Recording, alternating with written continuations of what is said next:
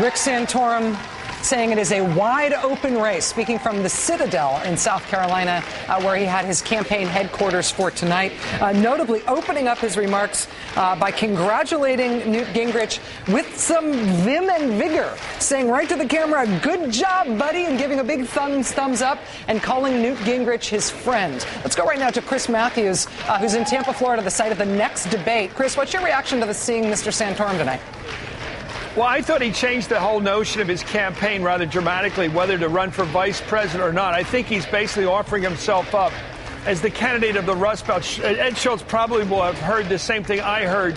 The opportunity for the working guy, for the blue-collar family, resentful of the comment by the president of Nob Hill when he talked about working people clinging to their guns and their religion. You know, I took offense to that line. I think a lot of people did when Obama was quoted making that comment. You know, Adlai Stevenson, one of the great Democrats ever, campaigned by saying that this country was built with the axe and the Bible. People with nothing but the Bible and an axe. They built this country right across the continent.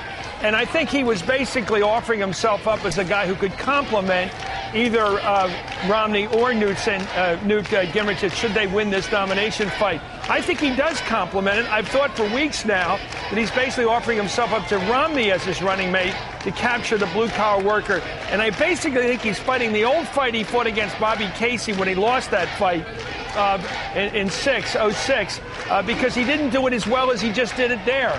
And that's my thought. I think we saw a real change in this man's direction. He's not running the fight with Obama. He wants to offer himself up as the guy who can bring the blue-collar worker, the Reagan Democrat, back into the Republican fold this year. Chris, I think I see it that way as well. That he was very obviously not being antagonistic and even being overtly friendly toward the other candidates, talking about himself as somebody who is an added value. I could be an added value. I'll be the one who talks to blue-collar workers. The question, of course, is who he's negotiating with. I mean, obviously, it's a lot better for Mitt Romney if Rick Santorum stays in the race. It's a lot better for Newt Gingrich if Rick Santorum gets out. Well, I think Chris is right, because the message that Rick Santorum has been sending is one that other Republican candidates have not. He cares about the wage earner. He has what he says. Lawrence and I are going to get into it here. What he thinks is a manufacturing strategy. But the fact is that maybe he would play better in Ohio, in Indiana, get it back from the Democrats, in Michigan. States that have got the Rust Belt, the jobs, and that's something that, Steve, I think the Republicans are fighting for right now. It's kind of an identity your party has lost. It's what I would just say. I'll interject briefly. It is exactly what I would say if I were Rick Santorum, and I would know that my 18-point loss in Pennsylvania the last time I ran for elected office would be running that message over every time I said it. Well, that's true, Rachel, but a lot of things have changed since then, and he was hung up in that wave, and he would have some hills to climb, but he does have a message that none of the other Republican candidates do have. It's his best message, I think. I think it's his only message. I don't know whether it's convincing. But he also brings the social conservatives. He's had some real heavy people on that side of the he's going to have to show that. I mean, he did very well in Iowa, and then he didn't do well tonight, and he didn't do extremely well in New Hampshire. Well, doing better than Paul is not exactly the way you run for vice president. And I also think that what struck me is he was not as coherent tonight. It was not and as impressive.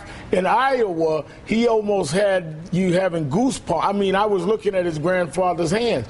Tonight, he almost was Ron Paulish at some point. He was all over the place as an orator. Yeah. And I think that it's probably because he is dialing back in his own mind that he's running for vice president. And I think he's also dialing back the kind of contention that he and Gingrich had on in the last debate. We'll see whether he is less contentious Monday night and becomes obviously running for vice president.